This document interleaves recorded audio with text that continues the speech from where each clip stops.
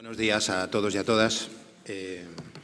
Como no puede ser de otra manera, lo primero que quería es agradecer a la Diputación de Alicante la amable invitación a que este humilde trabajador y servidor de la FAD esté hoy aquí presentándoos este proyecto o este programa de prevención del consumo de cannabis o de los problemas, mejor, nos gusta más, luego iremos hablando un poco sobre esto, de los problemas asociados o de los problemas relacionados, mejor, no, más que asociados, a ver si soy capaz, ahí, con el consumo de cannabis en adolescentes. Es un proyecto que lideró la FAD, un proyecto europeo en el que participaron siete entidades, luego lo diré un poco más en detalle, de 4 países, y entre los que destacadamente también participó el profesor Lloret, con lo cual le estaba escuchando en su ponencia y veía que coincidimos, y su personalidad y su experiencia y su profesión también y su profesionalidad está aquí, veréis reflejada, porque encontramos muchas coincidencias desde planteamientos metodológicos y teóricos conjuntos que nos han llevado a trabajar en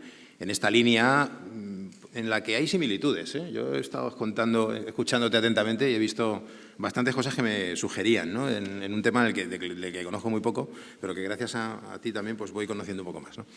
Quería contaros muchas cosas hoy y tengo el tiempo que tengo. He estructurado la presentación en estos 5 puntos, pero quería antes de nada deciros que todo lo que voy a hablar aquí se reduce a 2 cosas, que tenéis absolutamente libre acceso a ellas en Internet, en la página web que diré al final, que es la página web del proyecto, que son los recursos didácticos del programa, los audiovisuales, los materiales de trabajo en el aula o en grupo con jóvenes, con adolescentes, y la escala Quick. El programa se llama Pasa la Vida, es un programa de la FAD de hace unos años, ahora iré contando.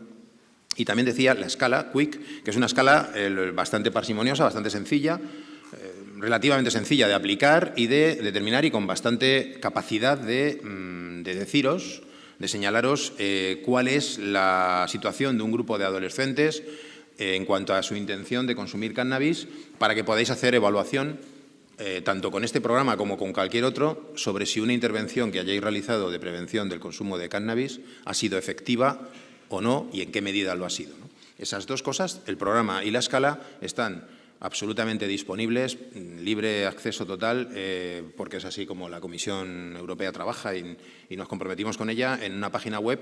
Y lo que hacemos desde la FAD es, estamos ahora organizando asesoramiento o formación o cursos de aplicación para colectivos profesionales que quieran profundizar un poco más en la aplicación de los materiales, pero por sí, o hemos intentado desde el amplio equipo de trabajo del programa CAPIC, hemos intentado que fueran bastante autorrealizables y autoejecutables. Me consta, o estoy casi seguro de que la inmensa mayoría, por no decir todos y todas, vosotros y vosotras podéis perfectamente llevarlos a cabo sin mayor ayuda externa, pero en algún caso sí que lo necesitan y bueno, ahí estamos, ¿no? Como FAD, ¿no? Dicho sea esto, para que, digamos, relajemos me tenéis luego a vuestra disposición. En esa página web hay un montón de información y por correo electrónico, por teléfono, como fuera, pues me brindo a iluminar, tanto aquí como fuera de aquí, cualquier aspecto que en mi ponencia no haya quedado claro, porque tengo que contaros muchas cosas y porque el tiempo es el que es, ¿no? Bueno, como veis, vuelvo atrás porque son 5 los puntos. Vamos a hablar primero, antes del programa, de algo que desde la Fundación siempre hemos tenido muy a gala, que es preocuparnos un poco por de qué estamos hablando, cuál es el modelo. Eso lo va a ir trufando todo el discurso. ¿Cuál es el modelo teórico del que partimos? ¿Cuál es la metodología y cuál es nuestra visión del fenómeno que abordamos, en este caso del consumo de cannabis y de los problemas relacionados con él, desde esta perspectiva? No es que sea la mejor ni la peor, entendemos que es la que defendemos hoy. No sé si mañana cambiaremos, pero con los datos disponibles y con la experiencia nuestra defendemos esta posición que no creo que es muy basada también en planteamientos que ha mostrado antes Daniel en otro aspecto, pero que es la nuestra y la defendemos así. Iré trufando un poco mi discurso con esos elementos. Para pasar a contaros muy brevemente qué es Pasa la Vida, lo tenéis en la página web, insisto. ¿Cómo validamos la escala y cuáles son las propiedades psicométricas de esa escala? Muy brevemente, no quiero abrumaros a datos, y hablaros de cómo fue la evaluación de resultados de Pasa la Vida, tanto en España como en los otros países europeos, con sus luces, que fueron muchas, y con sus sombras, que también hubo alguna. Pues como no puede ser de otra manera, nada es perfecto, y esto, desde luego, dista de serlo, pero creemos que es bastante decente, presentable y digno para trabajarse, ¿no? Bien.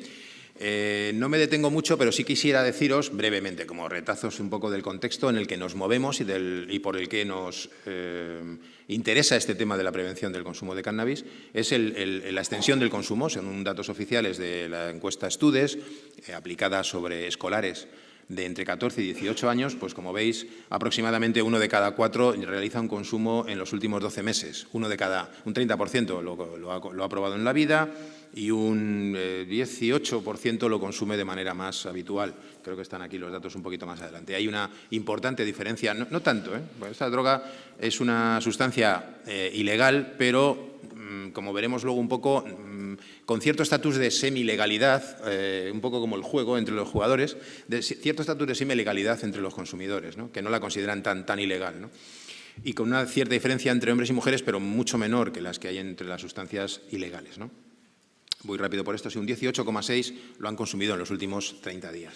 El Plan Nacional no nos da datos todavía, estamos esperando el informe final del año de la encuesta de esta encuesta. Solo tenemos este PowerPoint que yo he pegado aquí, que son datos del Observatorio de Drogodependencias Español. No tenemos datos reales, actuales, de la influencia de la edad, pero sí por experiencias cuando lo publicaban. Sabemos que es enorme. Podéis imaginaros que hay una enorme diferencia entre la prevalencia de consumo de chicos y chicas de 14 y la prevalencia de consumo de chicos y chicas de 18, donde el consumo habitual y algo más que experimental está amplísimamente extendido. Lo que ocurre es que aquí estamos hablando de medias, pero la desviación entre lo que consumen los de 14 y las de 14 y las de 18 es importante, es bastante importante. Es una sustancia extendida, que es un poco la reflexión o idea fuerza que quiero poner aquí, ¿no? Muy conocida, muy cercana, se consuma o no, es una sustancia que genera en la población adolescente, que es nuestra tesis, una serie de actitudes muy favorables a su consumo, que como luego veré un poco más en detalle, pues están trufadas de percepciones en cierta medida distorsionadas tanto de los riesgos que se asumen al consumirla como de las expectativas que también se asocian a su consumo, que es algo que desde la Fundación nos preocupa enormemente. No, nos preocupa en el sentido de que nos interesa para ponernos a trabajar, no es que nos preocupe, que también, pero bueno, nos interesa para ponernos a trabajar, es decir, las expectativas que una persona tiene, o un adolescente en este caso, a la hora de ponerse a consumir. Bueno, pues es una sustancia extendida, ampliamente extendida, conocida, considerada como blanda entre muchos y muchas, con un consumo problemático bueno, pues que parece ser que no decrece tanto como la prevalencia, según los datos oficiales, y que se sitúa sobre todo en varones, que puntúan alto pues en un entorno del 14 aproximadamente % de los consumidores habituales de cannabis son de riesgo, por decirlo así, entre 14 y 18 años, ¿no? Para que veáis también un poco, bueno, con esas pinceladas vemos básicamente los rasgos, ¿no? Pero quería detenerme también en un segundo punto, que es el de la percepción. Es decir, esos son los datos, cuánto se consumen, cómo, pero también nos interesa mucho, y lo hemos analizado en alguna medida con datos oficiales y sobre todo con encuestas y análisis propios y de otros cercanos, la percepción social, lo que la gente cree que es, no lo que es. Porque si los problemas sociales, o estamos convencidos de ello, insisto, por ahora estamos obligados a cuestionar nuestras certidumbres constantemente, ¿no? Pero por ahora pensamos que cualquier problema o cualquier hecho social es más lo que la gente cree que es que lo que es, ¿no? Y lo que la gente cree que es y lo que la gente joven cree que es el consumo de cannabis, pues es algo, ya nos dicen también los datos oficiales, muy disponible, más, bueno, cerca del 70% de los jóvenes cree que es muy fácil o relativamente fácil adquirir cannabis, lo tienen muy cercano, lo consuman o no. El riesgo percibido es alto, y aquí comienzo ya un poco a hablar de nuestro posicionamiento filosófico. Voy un poco deprisa porque me interesa luego centrarme en otros temas, pero no es verdad que la gente piense que el cannabis es una sustancia inocua. Digamos, cuando se les pregunta, aquí hay una gran indiferencia, cuando se les pregunta en un cuestionario, como es este, Studes, que se hace en el aula y se hace con adolescentes escolarizados, con muchísimos, una validez y una fiabilidad tremenda a nivel nacional. Y cuando se les pregunta en un cuestionario y tienen que reflejar su postura, como cuando nosotros en la Fundación hemos ido, mucho más modestamente, a hacer preguntas a domicilio y les preguntamos en la puerta de su domicilio, evitando, claro, que los padres estén cerca y las madres, el riesgo oficial, el riesgo percibido del consumo de cannabis, enorme. Enorme, o sea, es una sustancia peligrosa, sobre todo si la fumas a menudo y si la fumas cotidianamente. Aquí veis que se sitúa en un casi 90% los que opinan que fumar habitualmente, fumar a diario, si no recuerdo mal, produce muchos o bastantes problemas, ¿no? O sea, que es un 90% lo que no es cierto que digan, no, es que reducen, al menos oficialmente, la percepción es baja y hay que incrementarla. Oficialmente vemos que no, ¿no? Aquí tenéis un par de pantallazos he puesto de una investigación que hemos realizado desde el Centro Reina Sofía sobre adolescencia y juventud de la FAD, recientemente sobre la percepción social de los consumos de cannabis en generaciones, digamos, jóvenes, ¿no? Adolescentes, jóvenes y jóvenes adultos. Y en ese sentido, lo que vemos aquí es que cuando preguntamos, insisto, en la puerta, luego os pongo un poco lo que los discursos nos dicen.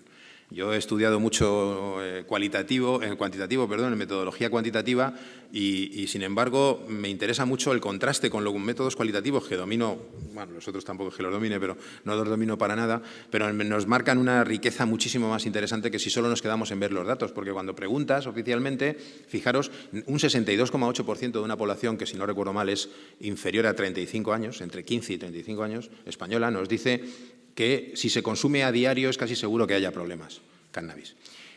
Un 27, por otro lado, si queréis, más de 1 de cada 4 señalan que, aunque se consuma con frecuencia, no tiene por qué crearse problemas. Y si le añadimos que el casi 10%, estaríamos en más de 1 de cada 3 jóvenes o adultos jóvenes o como queráis calificarlo en esas edades, señalarían que no es tan peligroso, porque hay un 10% que dice que no hace daño a quien está sano, aunque se consuma mucho. Es decir, que, bueno, pero prevalece esa visión de cuidado. Si lo consumes a diario, puede ser peligroso, ¿eh?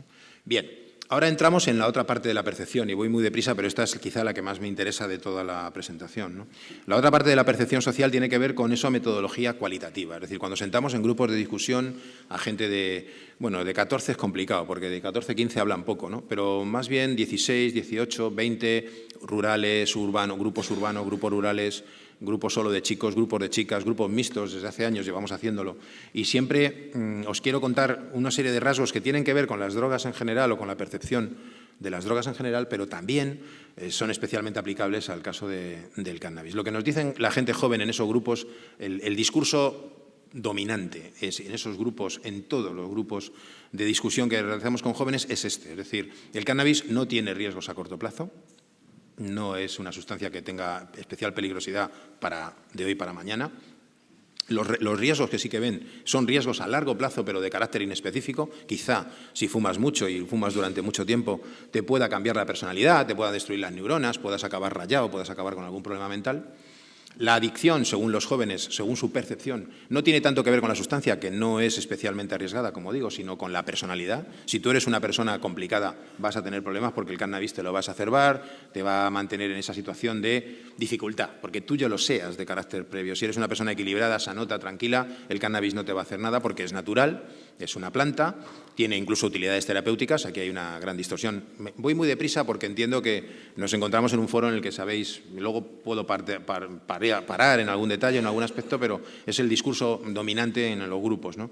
Tiene incluso utilidades terapéuticas, es sano, es y en general es una sustancia prácticamente como el alcohol, o sea, es decir, de facto es una sustancia legal, no se la ve más ahí, ¿no? De hecho, fijaros que un 42% cree que el alcohol es más peligroso, un 48% cree que el consumo diario de alcohol es más peligroso y un 27%, nada menos, sostiene que fumar cannabis es menos arriesgado que fumar tabaco.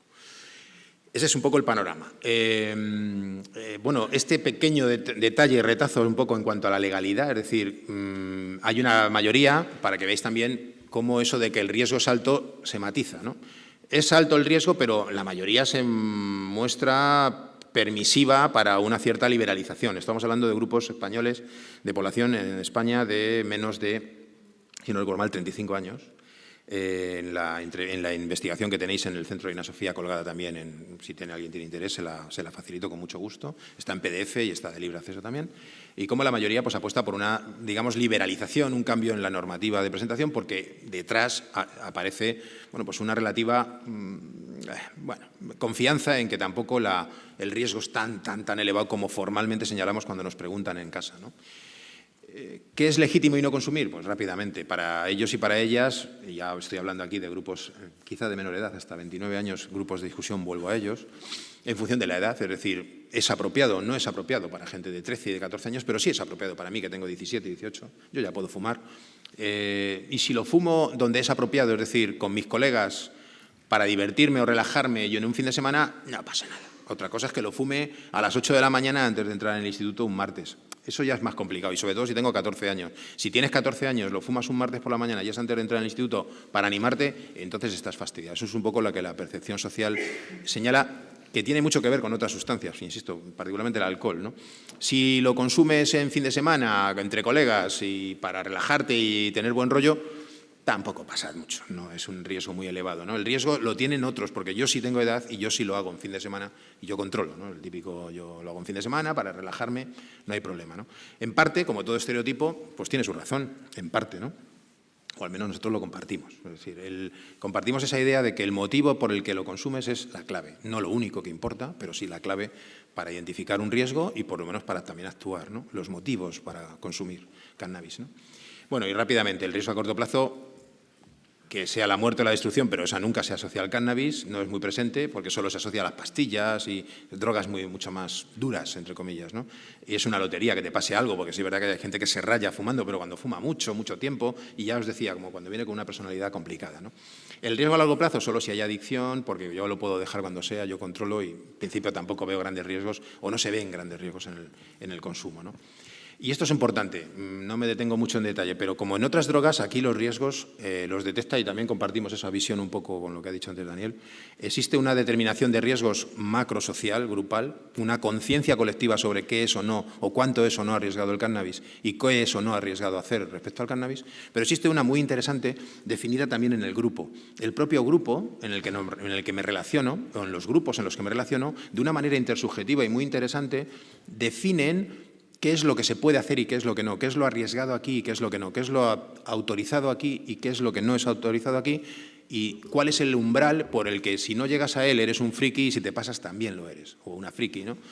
Y ahí, en ese en ese juego de percepciones intersubjetivas de lo que se tolera o no hacer aquí y de lo que está permitido o no hacer aquí y de lo que es arriesgado o no hacer aquí, que también tiene mucho que ver con cierta dinámica de crecimiento adolescente, no es algo estático, va cambiando, porque vamos avanzando en la edad, vamos aprendiendo con un consumo vicario, aprendiendo vicariamente qué pasa cuando, como decías tú, cuando le toca 1.000 euros, ¿no? Oye, pues este ha hecho esto y no le ha pasado tanto, ha fumado tanto y ya funciona. Yo también, bueno, en ese juego es donde se determinan mucho los riesgos. No es algo objetivo, es algo subjetivo, pero trufado, atravesado por la visión del grupo. El grupo cercano y el grupo o el contexto social para nosotros es fundamental a la hora de determinar qué es o no, cuál es o no el riesgo de hacer una conducta, ¿no? Y otra clave importante antes de entrar en el programa, que la vais a encontrar en el programa constantemente, que es que las personas consumimos, ahora veremos un poco más teóricamente cómo, ¿no? Como desde la teoría de la acción razonada, pero para nuestro modo de ver, todo se sustancia todo lo que voy a contar ahora sobre actitudes tiene que ver con dos áreas en las que se juega el dilema de decidir consumir o no, siempre que no haya una adicción, obviamente, siempre que sea una decisión libre, tomada libremente. Por un lado, los riesgos que asumo al hacerlo y, por otro lado, los beneficios o las expectativas de beneficio que tengo al hacerlo. Ese es el dilema en el que yo voy a decidir si me compensan o no con respecto a lo que voy a hacer. ¿Qué ocurre? Que tengo que tener estos riesgos ajustados o lo más ajustados posibles y estas expectativas de beneficio también ajustadas o lo más ajustadas posibles, porque si no, mi decisión va a tender a ser proclive. Esta es una idea importante en toda la presentación porque lo que encontramos en el colectivo juvenil, adolescente, a nivel… bueno, y en otros países nos ha pasado también algo similar, pero en España particularmente…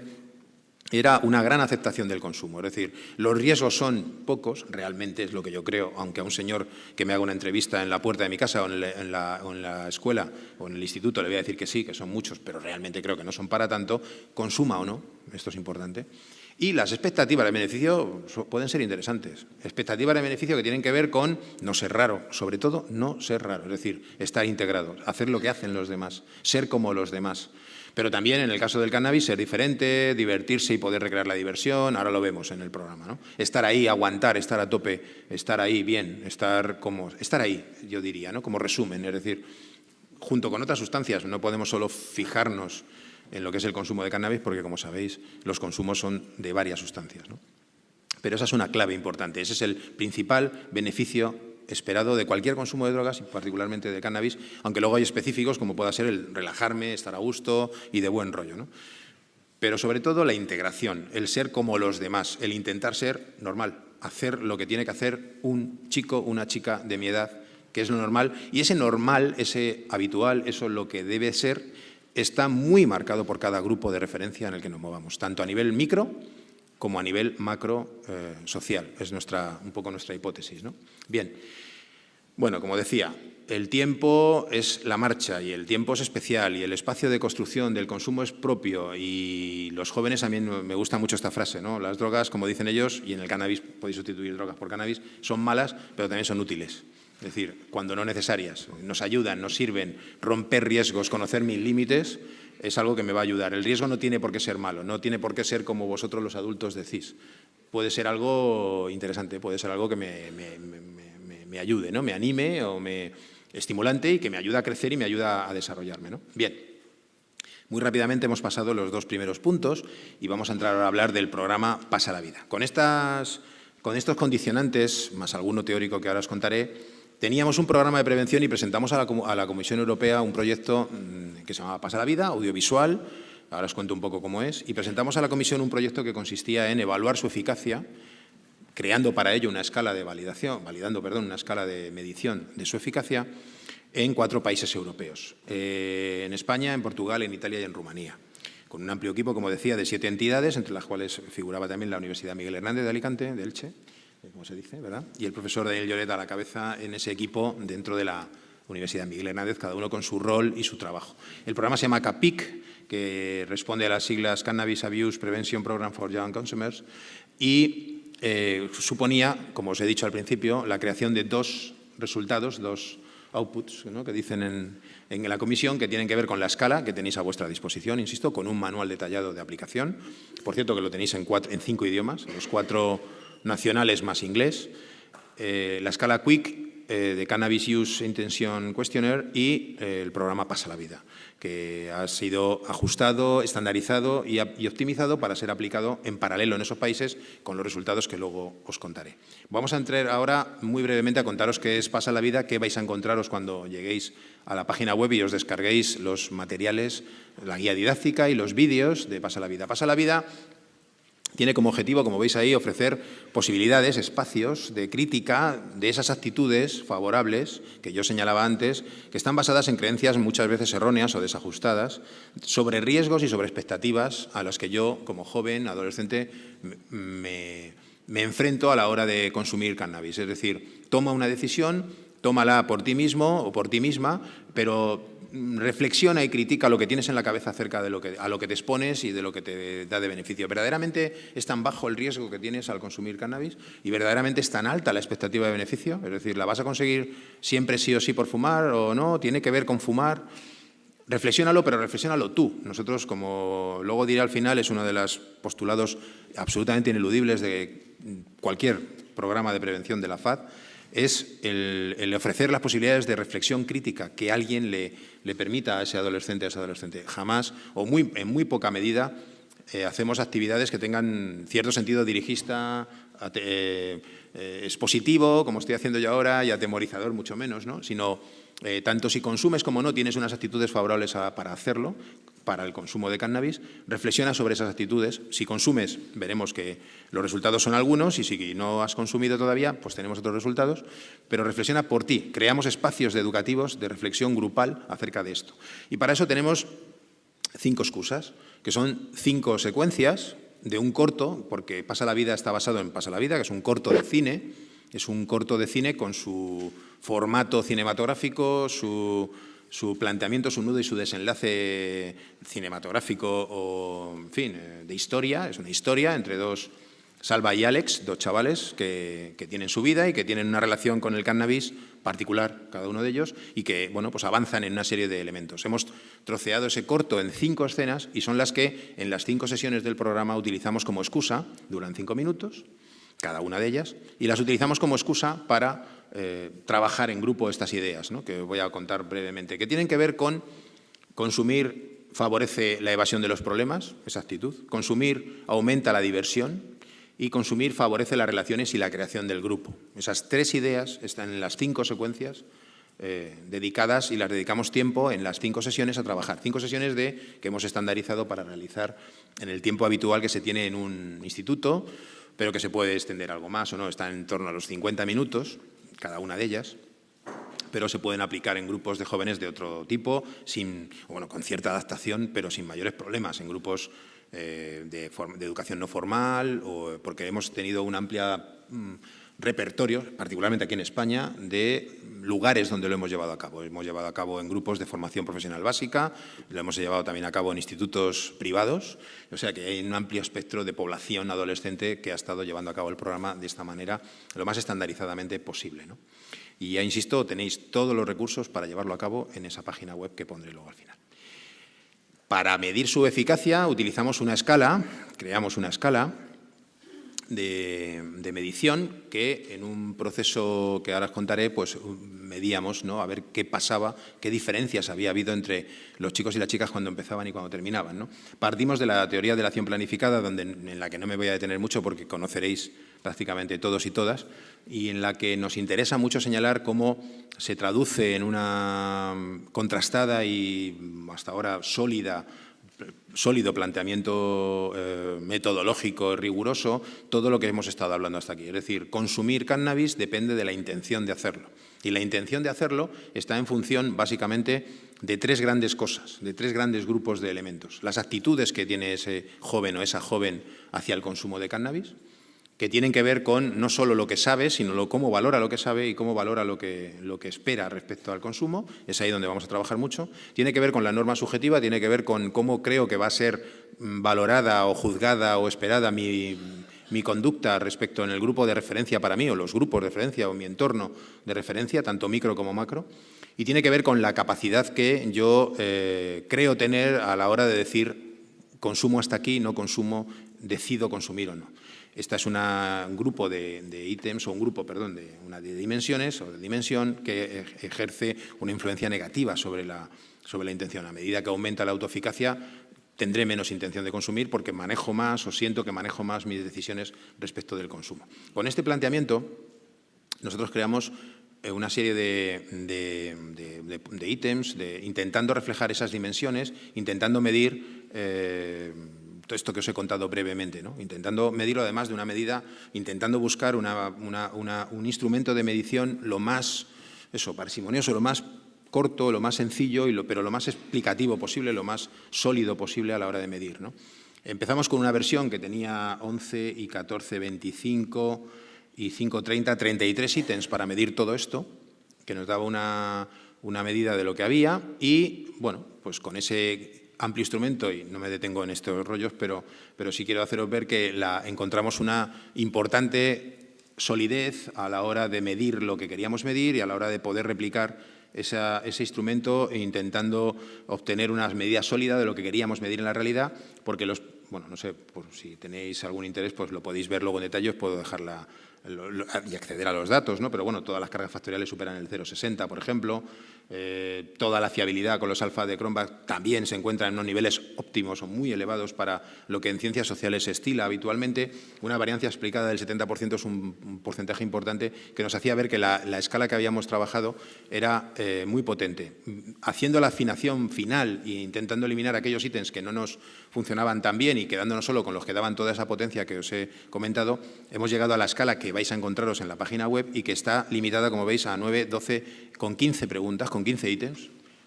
Preguntas son alguna más, pero ítems de medida son 15 solamente. Podéis saber la intención de un grupo de jóvenes que tenéis delante para consumir y cómo varía o cómo ha variado con un determinado margen de error, evidentemente, y margen de posibilidad de decirlo, porque en estadística siempre hay que tenerlo en cuenta, si ha variado o no, una vez que hayáis hecho una intervención preventiva con ellas sobre cannabis, o pues, también podéis afirmar que una persona que puntúa el doble que otra pues tiene el doble de intención de consumo que otra, es decir, dentro de un margen de afirmación posible bastante elevado y bastante bien admitido en ciencias sociales. Tenéis aquí unos pantallazos sobre cuál es la escala y dónde están, bueno, pues es un poco las preguntas que son. La tenéis también, insisto, en 5 idiomas, ¿no? validada además en los cuatro países en paralelo, como yo os decía, ¿no? Autoeficacia, intención de consumo, etcétera, ¿no? Bien. Y voy a entrar ahora, en final, un poco en la evaluación y al final finalizaré también con algunas reflexiones breves para dar paso luego a un turno de preguntas si tenéis alguna duda al respecto, ¿no?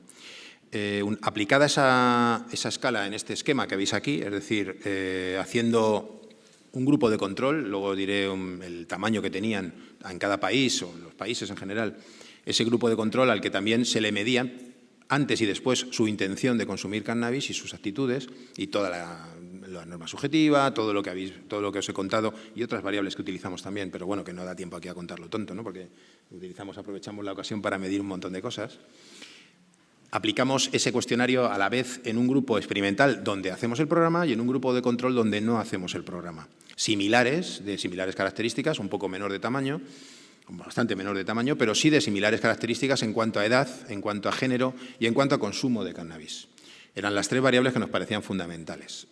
Lo digo por si no tengo ocasión de entrar en detalles, pero sí vigilamos que fueran estas las variables que el grupo de control pudiéramos afirmar que en esas variables era equivalente con respecto al experimental en esos 4 países. Aplicamos el programa Pasa la Vida. En algunos países fue con mediador, como por ejemplo en España, con monitor externo al grupo. En otras ha sido con una mix donde ha prevalecido el profesorado o un mediador habitual, natural, una mediadora habitual, natural en el entorno juvenil. Pero en la mayor parte de los casos era una monitora, un monitor experto, pero siempre con un sometimiento y un seguimiento asegurado de que las pautas de aplicación eran bastante similares, independientemente un poco de la edad, de los idiomas, de las culturas, etcétera, ¿no? Pero bueno, podemos afirmar que se ha aplicado de una manera bastante similar en los 4 países, independientemente de quién fuera quien lo hiciera, ¿no? Puede haber o no diferencias, no hemos detectado diferencias en cuanto a método, lo hemos mirado, no hemos detectado diferencias también en cuanto a si eran externos o eran internos quien lo hacían, no parece haber diferencias en el contexto global que luego os contaré. Los análisis a realizar, obviamente, son en el grupo pre, con el control y el experimental, para ver si son equivalentes. Lógicamente, vamos a ver si están en un punto de partida similar, cómo son, y luego, lógicamente, longitudinal, cuando ha terminado el programa, para ver si ha cambiado algo. Y también medimos en el grupo de control si ha cambiado algo, por si acaso, por ejemplo, como yo decía al principio, la edad puede haber influido en algo o demás. Estamos hablando de un periodo de tiempo corto, un periodo de tiempo que está en torno al mes y medio, 2 meses de aplicación máxima. Esas 5 sesiones normalmente se solían hacer una por semana, en la gran mayoría de los casos. Luego estamos hablando de un mes y medio, no es un tiempo excesivo como para que la edad empiece a influir. Han participado adolescentes desde los 14 a los 19 años y no parece que en un mes y medio las cosas hayan cambiado, como veréis a continuación. Pero este era un poco el panorama de la investigación. Han participado en total en el grupo experimental casi 2.600 adolescentes en Europa y en el grupo de control la mitad, 1.311, de los cuales 500 eran españoles y españolas y 200, algunos de esos 500, aproximadamente 40%, 45% alicantinos y alicantinas, más o menos, y 241 de control también, 35-40% alicantinos y alicantinas, ¿no? Esos son un poco los datos para que veáis el N del que voy a hablaros ahora brevemente, ¿no? En total, entre grupo de control, con evidentemente post y preeliminaciones, porque ahí eliminamos todos aquellos cuestionarios donde no había una correspondencia para valorar la efectividad del programa, sí para otras cosas, pero no para valorar la efectividad del programa, entre quienes estaban al principio y quienes estaban al final del grupo, ¿no? Si no estaban los mismos en el grupo, no se tenían en cuenta los cuestionarios, los resultados. Bien. Como veis, presento brevemente un poco lo que pasa en el grupo experimental una vez que antes, que es el azul, de hacer el programa y las barras rojas después de haber hecho el programa. Veis que se aprecian diferencias que luego veremos qué grado de significación estadística tienen, pero ya que se aprecian la tendencia, el movimiento natural de las puntuaciones obtenidas por los adolescentes que participan en el programa y que tienen la medida azul, que es previa de hacerlo y después de hacerlo, vemos como en ese intervalo se han reducido las actitudes hacia el consumo de cannabis. Han pasado de una media de 2,87, luego veremos este punto más en detalle porque nos interesaba particularmente, a 2,30, es una diferencia bueno, evidente, vamos a ver si significativa o no. Modifican también su norma subjetiva, es decir, creen que tienen una mayor desaprobación por su entorno para poder llevar a cabo, grosso modo, para poder llevar a cabo, le preocupa más a su entorno poder llevar a cabo, que lleven a cabo esa conducta de consumo y son más conscientes de esa situación en torno a su consumo, también reduciendo un poco el efecto, ¿no?, de esa variable. Se consideran ligeramente más capaces de decir no o de decidir cuándo consumen y tienen también reducida, como veis, reducida su intención de consumo. Bien, termino. En 5 minutitos he terminado, creo. Reducen tal, ¿no? Son prometedores. Vamos a ver en qué medida luego esto es significativo estadísticamente o no, porque parece que el programa sí consigue efectos aquí, ¿no?, en general. Estamos hablando de un programa que se aplica tanto a consumidores como a no consumidores, ¿no? Es importante porque luego haré algún matiz al respecto, ¿no? Consumidores, algunos abusivos o de riesgo, otros frecuentes y otros, la mayoría de las personas, de los chicos y las chicas, como vimos al principio.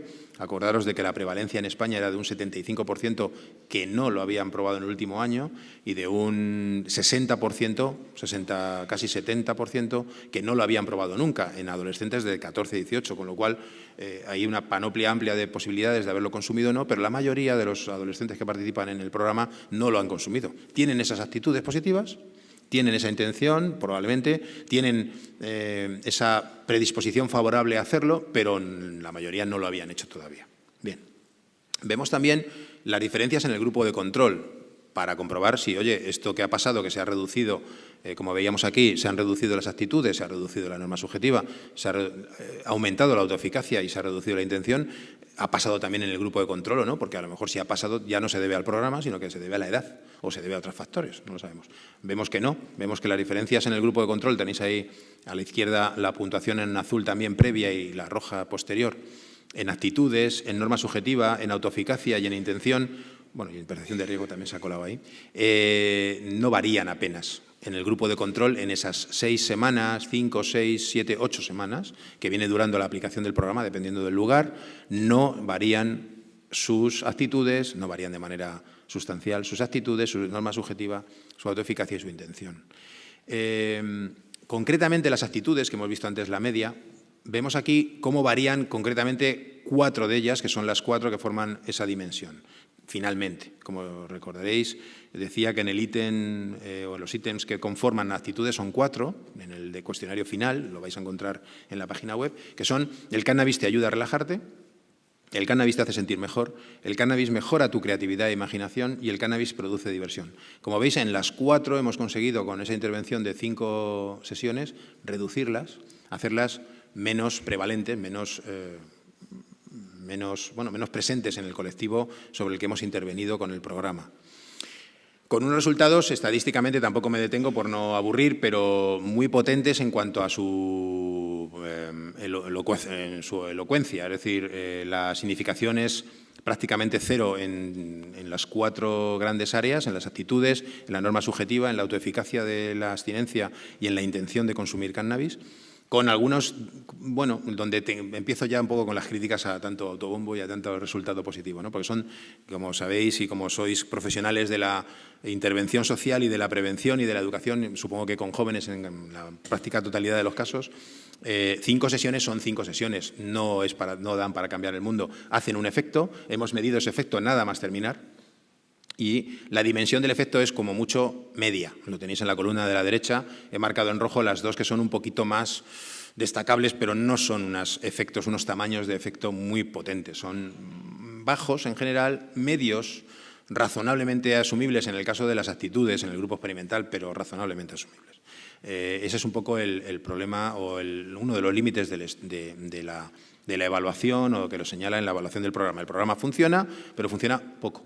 Pero funciona, es decir, funciona significativamente, modifica cosas, trabaja y cambia cosas en las cabezas de nuestros chicos y nuestras chicas que lo llevan a cabo, o sobre los que lo llevan a cabo, pero las modifican en una medida moderada, en la buena línea, pero de una manera moderada.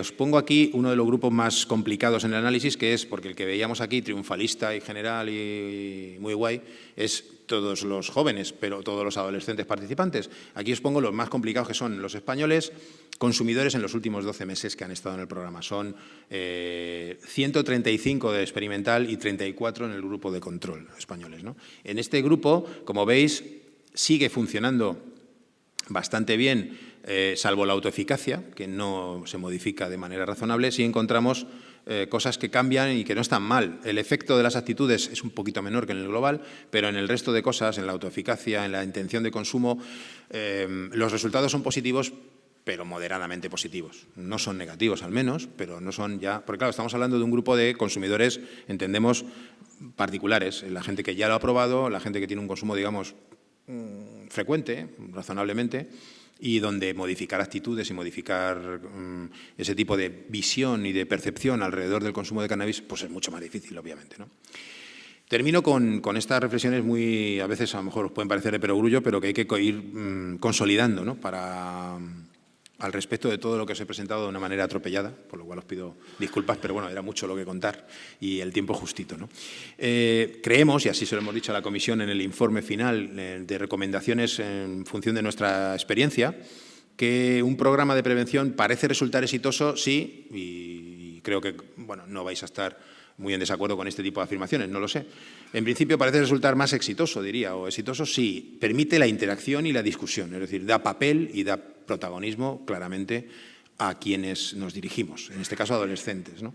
Porque consiguen ellos un aprendizaje significativo, consiguen ellos la tan anhelada y buscada modificación de sus actitudes. Solo así, poniéndoles en el centro a ellos y a ellas del aprendizaje, es como podremos conseguir modificar en ellos esas estructuras de pensamiento tan profundas y tan interesantes que son las que nos interesa modificar.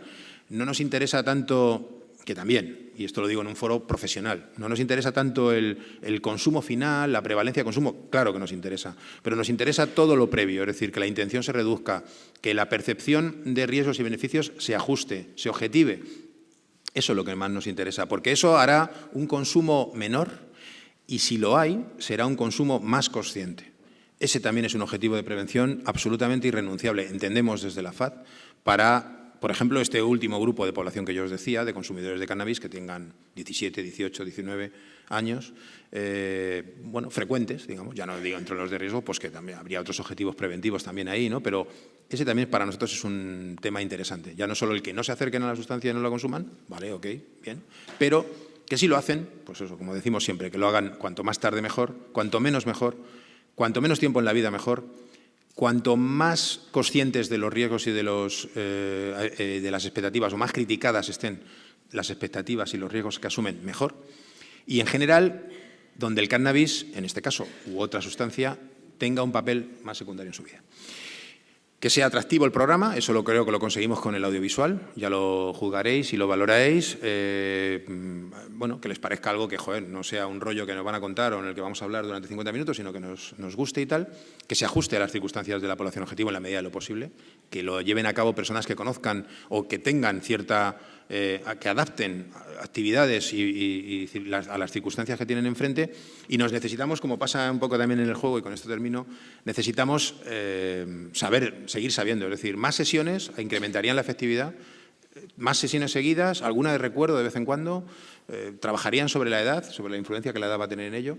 Alguna acción complementaria o sinérgica va a ayudarnos, es decir, algunas acciones de prevención universal o de prevención selectiva sobre otros programas, sobre otros consumos, sobre otras adicciones, sobre otras conductas de riesgo, diría yo, sobre valores, sobre género, sobre coeducación en el centro escolar, sobre libertad, sobre autonomía, sobre decisión, sobre ciudadanía. Nos van a ayudar también a desarrollar personas que piensen más por sí mismas y que pueden colaborar en un momento dado a ser más críticos y más, porque en el fondo es de lo que estamos hablando.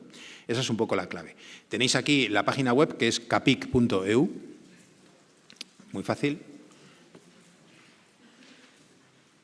Bueno, el http // pero si ponéis directamente capic en el Google ya sale directamente. capic.eu es la página web donde tenéis todos los recursos y las guías de aplicación y todo lo que hemos procurado hacer lo más pedagógico y clarificador posible.